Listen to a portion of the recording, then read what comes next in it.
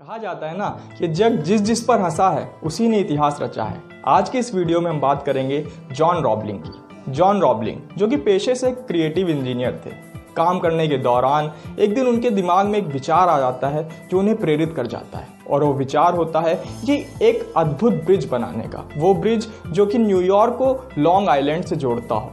लेकिन जब विश्व भर के विशेषज्ञ एक कॉन्फ्रेंस में बैठते हैं और उनके इस विचार को पढ़ते हैं और समझते हैं तो ये मान लेते हैं कि इस तरह का ब्रिज बनाना असंभव है। और वो जॉन रॉबलिंग को बताने लगते हैं कि आपने जो ब्रिज बनाने की मांग रखी है उसको बनाना असंभव है, क्योंकि आज तक पूरे विश्व में ऐसा ब्रिज नहीं बना।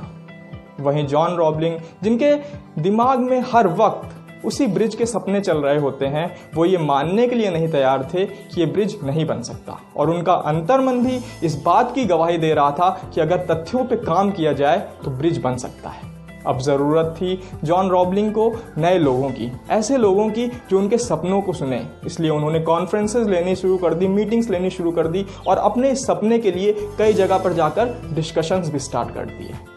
और इन डिस्कशंस के बाद उनको एक इंसान मिल गया जो इनकी बातों से सहमत हो गया, और वो था उनका खुद का बेटा वॉशिंगटन, जो कि अभी ही इंजीनियरिंग के क्षेत्र में अपने कदम रखा था। पेशे से वो सिविल इंजीनियर था। अपने पिता के सारे तथ्यों को देखने के बाद वॉशिंगटन ने कहा कि ये ब्रिज बन सकता है। अब पहली बार काम के सिलसिले में जॉन रॉबलिंग और वॉशिंगटन एक साथ थे। उन्होंने नक्शा तैयार किया कि वो इस प्रोजेक्ट को पूरा कैसे करेंगे। साथ ही साथ उन्होंने ये भी देखा कि जो रुकावटें आएंगी उनका वो सामना कैसे करेंगे।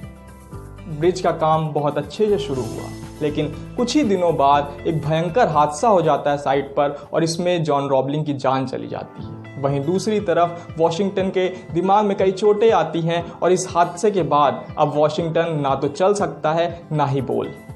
जिन विशेषज्ञों ने शुरुआत में इस काम को असंभव कहकर के मना कर दिया था, अब वो आलोचनाएं करने चले आए और उन्होंने कहा हमने तो कहा ही था।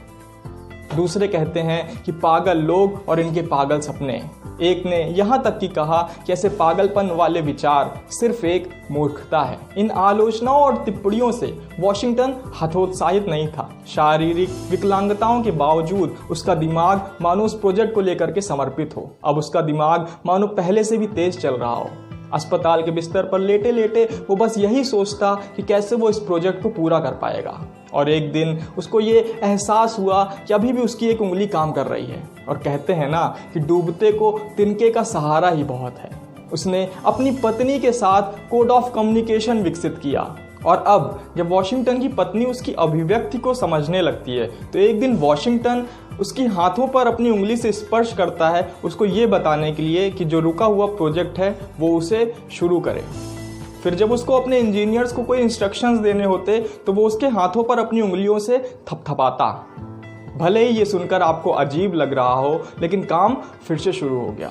और ऐसा सिलसिला 13 साल तक चला, और 13 साल बाद ये ब्रिज जाकर तैयार हुआ।